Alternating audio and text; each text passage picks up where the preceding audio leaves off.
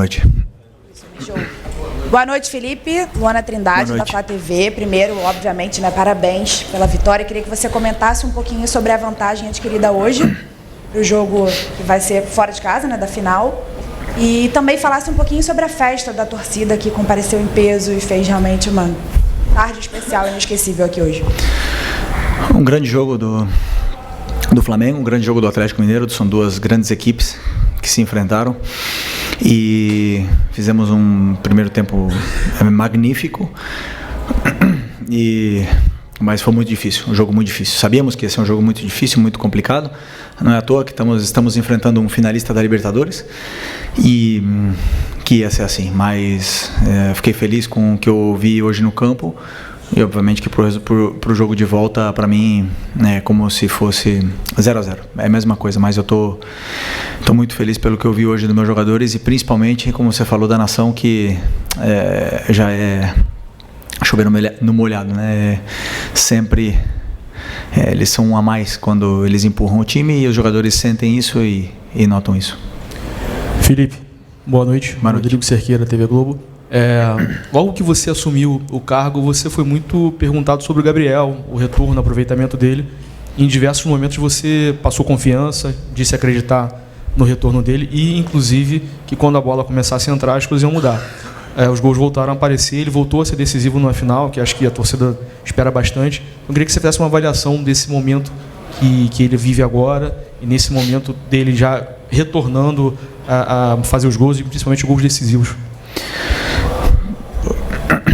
Um jogador do nível do Gabriel, um jogador decisivo, isso não consegue ensinar para alguém. Você não consegue ensinar um jogador a ser decisivo. Ou você tem ou você não tem. Existe um ditado, né, que o gol se compra.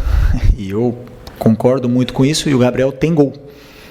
Não é à toa que é um dos maiores artilheiros desse clube, um dos maiores artilheiros em finais.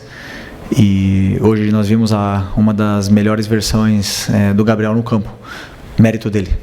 Trabalhou, acreditou, obedeceu e escutou em todos os treinamentos, se dedicou o que mais, tratou o que mais, fez academia quando tinha que fazer, viu o vídeo quando tinha que ver e não existe sucesso sem trabalho. Trabalhou e hoje ele colheu os frutos, mas eu acredito que ele tem muito ainda pela frente para oferecer e ele não pode parar por aí. Felipe, aqui, Thiago Lima do GE, parabéns pela vitória, pela grande atuação. Só para puxar um pouquinho do Gabriel, que vocês estão falando, queria que você explicasse um momento que teve pouco antes do gol ali, uma discussão que vocês teve que foi visível ali do campo. O que vocês estavam passando para ele naquele momento? E queria te pedir para você comentar um pouco sobre o Léo Ortiz, porque a gente viu pós-jogo, ele estava um pouco abatido ali no meio de campo, quando acabou, sentou no campo, a gente viu os jogadores indo dar força para ele. Como é que ele estava no vestiário, como é que ele estava nesse momento dele, desse pós-jogo dele? Sobre o Léo, é normal que um jogador fique abatido com o que aconteceu, mas ele tem que ficar tranquilo porque ele fez um grande jogo e tem que ficar com o que ele fez de bem, né? Isso eu aprendi do tênis.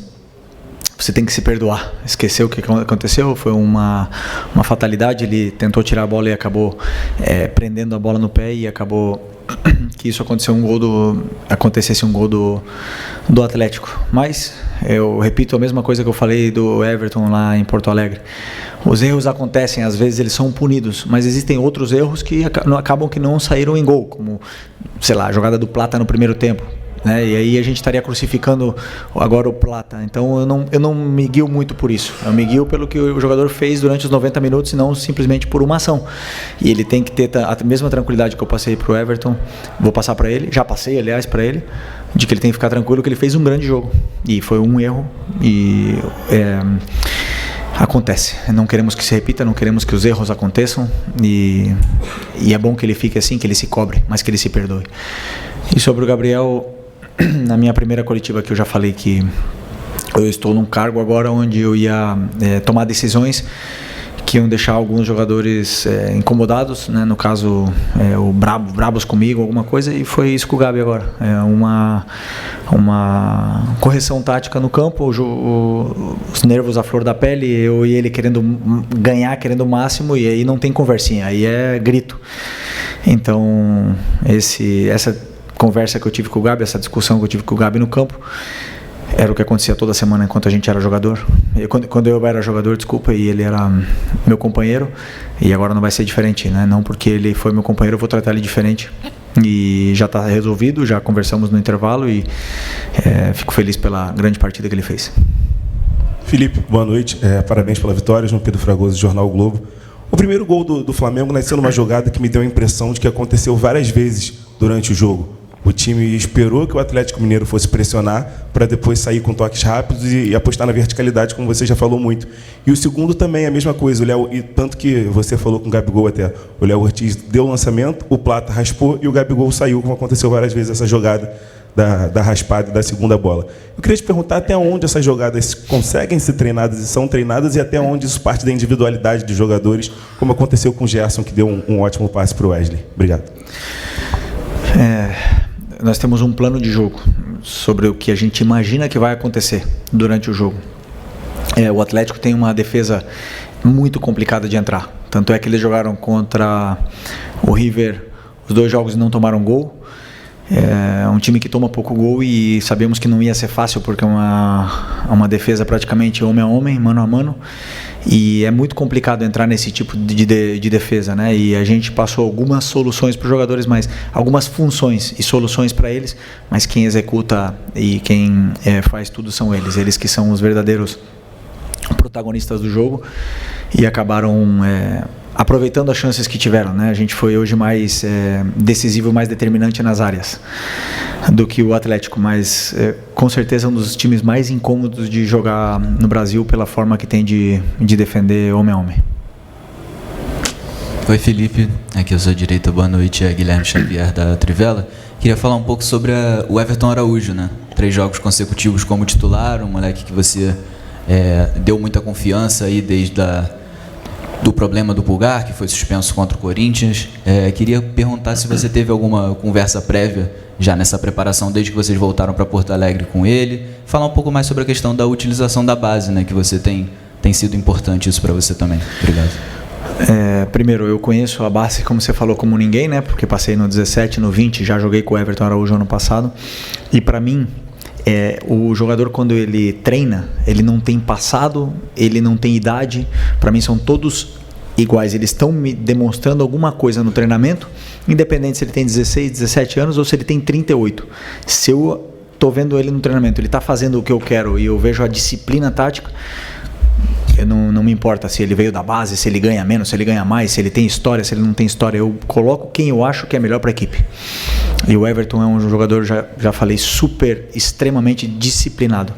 E para essa posição, eu acho que é o número 1, né, que a gente precisa, é a disciplina tática dos volantes. E ele tem isso, ele está onde tem que estar em todo momento, ele cobre bem o campo, ele dá opção de passe quando tem que dar. E vem evoluindo muito no que eu peço para que a função dele, né? Ele vem evoluindo muito na função dele e fazendo o que eu peço para a equipe. Felipe, aqui Raíza Simplício da Gol Brasil. Boa noite. Na beira do campo, na saída, né, o Arrascaeta falou que ele está jogando com uma proteção no joelho e que possivelmente ele vai precisar passar por um procedimento cirúrgico depois. Enfim, eu queria que você falasse um pouco desse esforço dele de estar jogando, dessa dificuldade e dessa questão física, né? Você chegou num momento, numa reta final de temporada, tendo que administrar a questão física dos atletas. A gente vê que, às vezes, no segundo tempo, o time fica muito cansado. O Arrasca, desde que eu cheguei aqui, ele está assim, ele está jogando em pleno sacrifício, né? Suor e sangue pelo Flamengo. E eu admiro muito esse tipo de jogador que tolera a dor, e vai para o sacrifício, coloca o Flamengo acima de tudo. Um jogador que precisa passar por uma cirurgia e está aí deixando o joelho dele no campo pelo Flamengo, provavelmente pague o preço daqui a uns anos, mas coloca o Flamengo acima de tudo. Isso para mim é muito louvável, né? E sobre a questão física, eu acredito que esse elenco é extremamente qualificado. Quanto mais o jogador joga, melhor ele fica. Quanto mais, porque eu acredito muito em que nós, seres humanos, somos uma máquina de se adaptar. E se você se adaptar a jogar sempre, você joga sempre, né? Então Acredito que esse grupo vem evoluindo, vem aguentando bem o esforço. Vai acabar o jogo exausto, isso é normal. Os dois lados, os dois times com certeza estão fazendo recuperação, estão se preparando, estão fazendo banheiras de gelo, estão fazendo tudo que está no alcance para poder recuperar, para jogar 90. Em 90, em 90, em 90. E se tiver 70 jogos, desculpa, vão jogar. E não me importa, e vai jogar quem está melhor. E eu penso, como eu te falei, no momento, em tirar o melhor dos jogadores. Felipe, boa noite. Bruno Vilafranca, da Rede Multiflá. Você foi um lateral que sempre dispensou comentários. O Wesley, queria falar um pouquinho sobre ele, tem crescido cada vez mais de produção. Não sei se você concorda que ainda com o antigo treinador ele já era um dos jogadores que conseguia se perceber que ele já vinha num crescimento. Ele que sempre foi conhecido por ser um lateral muito agudo, né, que trabalhava muito bem no campo ofensivo, e agora a gente percebe que ele tem trabalhado muito bem na recomposição e também ajudando a saída de bola, participando cada vez mais. Como você foi um lateral e conhece muito bem aquela parte do campo, eu queria saber como é que tem sido esse seu trabalho para que esse crescimento continue acontecendo com ele. Obrigado e parabéns. Obrigado. Eu vejo o que o jogador tem de característica, né? Então o Wesley tem umas características que oferecem muito para a equipe, tanto ofensiva como defensivamente, e ele tem características diferentes do que o Ayrton, do que o Alex, do que o Varela, e são características que a gente tem que potencializar elas dependendo do jogo e dando funções para ele que ele possa explorar cada vez mais. Agora, o Wesley é um descobrimento e uma aposta total do Sampaoli, tem todo o mérito, e ele fez o Wesley evoluir muito, pegou ele da base, deu toda a confiança, e o Wesley hoje é o jogador que é pelo Sampaoli, na qual eu dou todo o mérito porque eu vi o Sampaoli ensinar e ter muito carinho com ele, e ele não tem, eu não vejo, por exemplo, limite no crescimento dele. Ele tem todo o nível para um dia chegar jogar num time grande da Europa, tem um nível para um dia poder estar na seleção brasileira. O que vai depender dele é a cabeça, se ele vai querer continuar aprendendo e evoluindo, ou se ele vai se acomodar. E eu acredito que ele não vai se acomodar, que ele vai querer continuar evoluindo. Ô Felipe, boa noite. Bruno Castanha. Hoje você fez uma mudança, você teve o Plata jogando pelo lado direito, trouxe o Gerson, né, para jogar por dentro. Foi uma parte tática do Atlético Mineiro. Queria que você explicasse um pouquinho para a gente. E sobre a questão também, você gosta muito dos atacantes atacando o espaço. Você falou da defesa do Atlético, marca, né, individual. Hoje o Flamengo atacou, fez 3 gols e poderia ter feito outros até nessa questão de ataque ao espaço. Queria que você comentasse um pouquinho sobre o jogo. Obrigado. Primeiro sobre o Plata, né, que você perguntou, foi uma estratégia, um plano de jogo. Como eu falei, eu não olho nomes, idade, no passado eu olho características e funções para poder potencializar a equipe e dar o que eu acredito que a equipe precisa. Vou acertar sempre? Com certeza não vou acertar sempre, né? E vocês estarão aí para,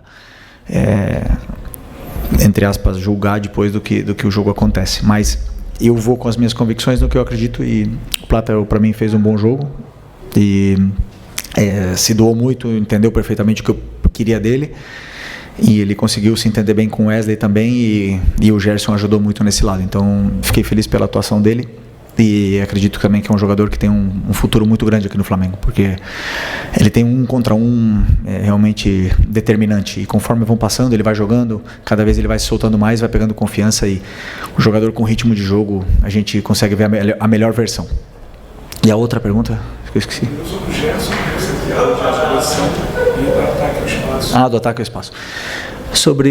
Eu não vejo outro tipo de futebol que não seja com ataque ao espaço. Eu acredito que o que é o diferencial, né? Se você tiver jogadores que atacam o espaço, você incomoda muito a defesa do adversário, você gera perigo de gol, e realmente para fazer gol você tem que atacar o espaço, você tem que criar esses movimentos de ruptura para poder estar mais perto do gol adversário. Não sempre o jogo é curto, o próprio Milito fala isso.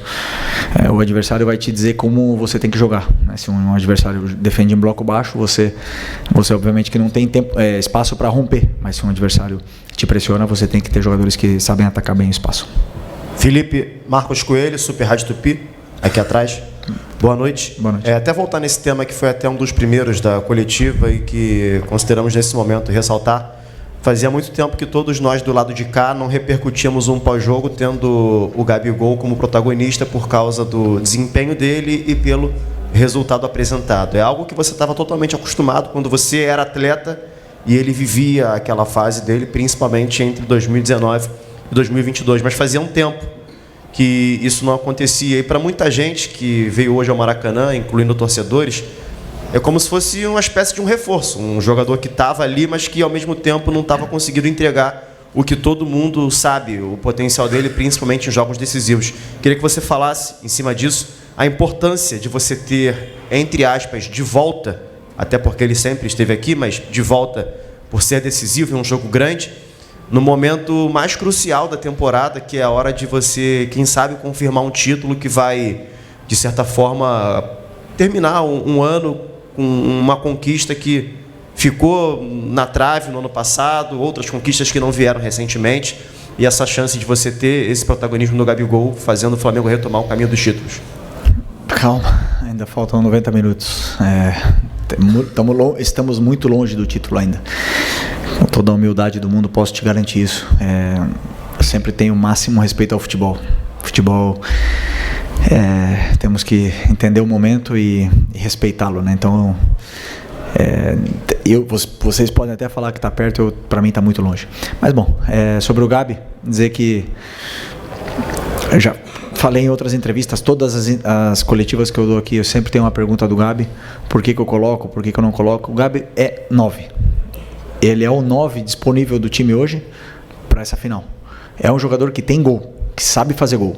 E como eu repito, como eu falei, eu acredito que o gol não se ensina. Eu acredito nisso. Até que me provem o contrário. O gol se compra. E o Gabi tem gol. Então, claro que eu vou insistir na recuperação de um jogador, que ninguém esquece como se joga futebol, na recuperação de um jogador, para que ele possa nos oferecer para a equipe o que a equipe não está tendo com a lesão do Pedro, que são gols. E o time tem que criar chances para que ele possa fazer gol e aí poder ver a melhor versão do Gabi.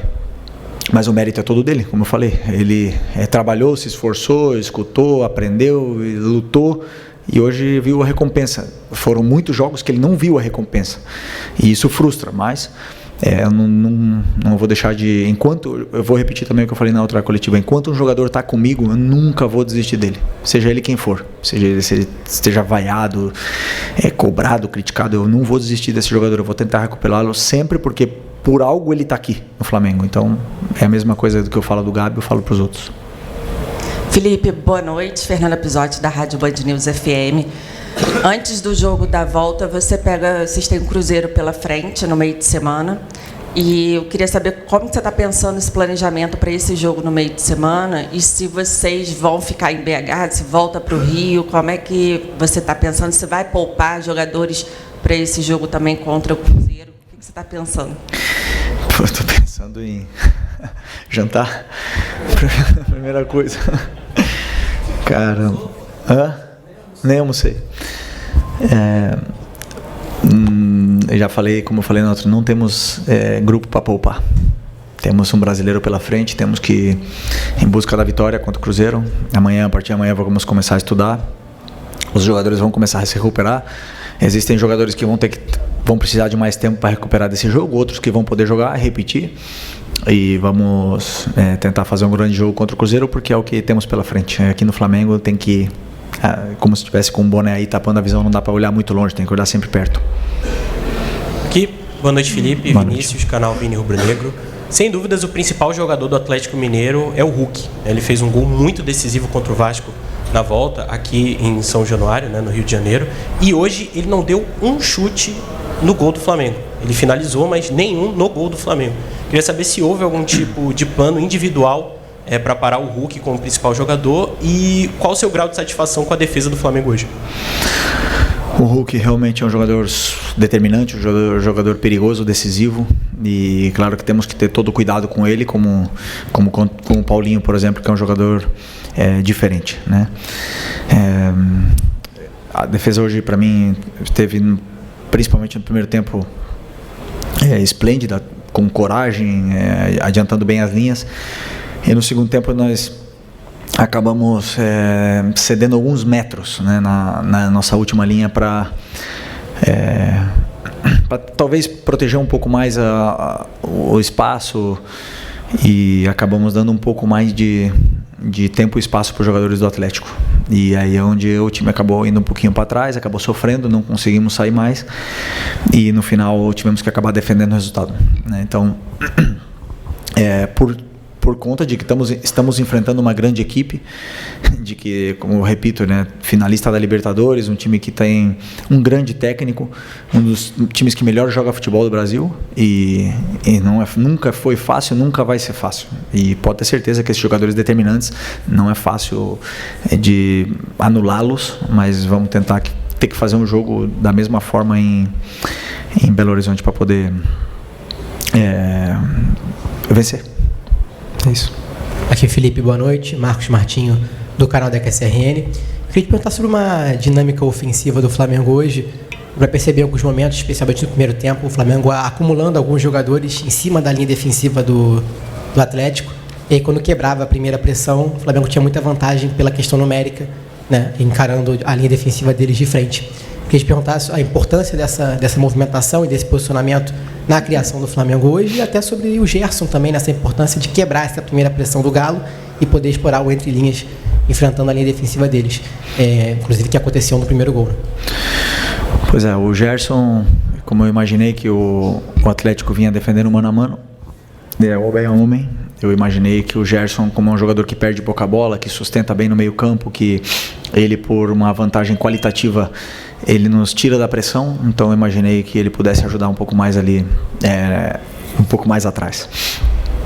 Que não é um jogo um tanto de toque de bola, né? Um jogo de eliminação, então o Gerson, eu acredito que ele possa nos ajudar mais ali, e em função da altura dos jogadores, isso vai determinar muito como acaba a pressão, como a gente acabou de pressionar, como eles estão fisicamente, aonde eles conseguem chegar, porque como o Atlético individualiza esses jogadores como o Arrascaeta, como o Gabi, como o Michael, então a altura deles vai determinar também a altura da linha do Atlético, e acaba ficando um time um pouco mais espaçado, né? Então, como eu falei, é muito complicado entrar nessa defesa, é muito difícil entrar na defesa do Atlético, e o River tentou inúmeras vezes e não conseguiu, então é um time realmente difícil, e ainda mais com as trocas depois, um time que melhorou muito. Professor, última. Beleza. Oi, Felipe, parabéns pela vitória. David Sharp, do Antenados na Jogada. Uma coisa que me chamou bastante a atenção foi quando você falou que para vocês pode estar perto, mas para mim está muito longe ainda. E não sei se você teve a mesma percepção, mas para mim foram 2 jogos. Até o 3-0, até o Atlético fazer o gol, e depois que o Atlético fez o gol, para mim foi outro jogo. O Flamengo correu riscos até de tomar um segundo gol. Então, por que você acha que aconteceu isso? Você acha que poderia ter feito outra coisa, alguma outra estratégia nas substituições? E se puder falar sobre o Gerson também, que, como o Marquinhos perguntou, em relação à resistência dele, porque são 3 jogos seguidos jogando os 90 minutos, é impressionante. Eu repito o que eu falei na outra pergunta. Na minha opinião, um jogador, quanto mais joga, melhor ele fica. Quanto mais ele se adapta a jogar 90 minutos, melhor. E o Gerson jogou a temporada inteira, então ele está com ritmo, ele está fresco, a bola não escapa do pé dele, ele tem o tempo, ele tem o controle da situação em todo momento, porque ele vem muito rodado, né? Então, sempre que a gente avalia um jogador, temos que olhar se ele tem minutos consecutivos do jeito que o Gerson, ou se ele não tem tantos minutos. E o Gerson, fisicamente, ele é um portento, ele aguenta, ele pode até acabar esgotado, mas ele parece que ele está cansado, e na próxima jogada ele dá um pique de 50 metros e realmente não te demonstra isso, né? Então, é um privilegiado do jeito, né? Como é que fala? O DNA do Gerson é privilegiado. E... Oi? E a outra pergunta foi... Esqueci. Sobre os 2 jogos do mesmo jogo. Sim. Pois como eu falei, na minha opinião, o sistema que o Atlético joga, que é o 3-4-3, ele já tem uma vantagem posicional sobre o 4-4-2 que a gente joga. E é muito complicado defender o 3-4-3 ou pressionar o 3-4-3, muito mesmo com o 4-4-2. E no segundo tempo, ao baixar um pouco as linhas, acabou que demos essa vantagem posicional e esse tempo e espaço para os jogadores poder criar e causar problemas tanto no entre linhas como nas laterais do campo. e eles geraram muita vantagem, como é que eu falo, superioridade numérica, né, em cima dos nossos jogadores de meio.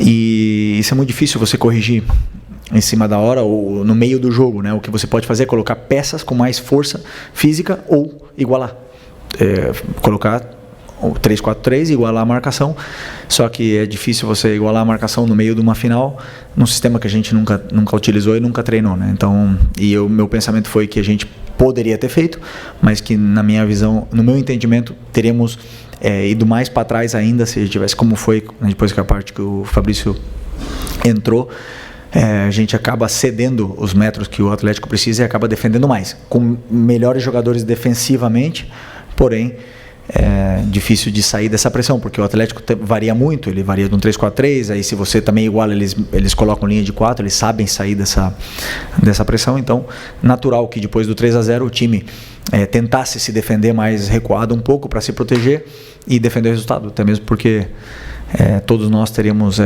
assinado um resultado desse, né, antes de começar o jogo, mas, repito, da mesma forma, para o jogo de volta 0-0 não tem nada definido, se temos que ir para ganhar. Se formos com o pensamento de tentar defender o resultado, com certeza vamos sofrer e nós não vamos ir para defender o resultado, vamos ir como se tivesse que ganhar o jogo. Obrigado.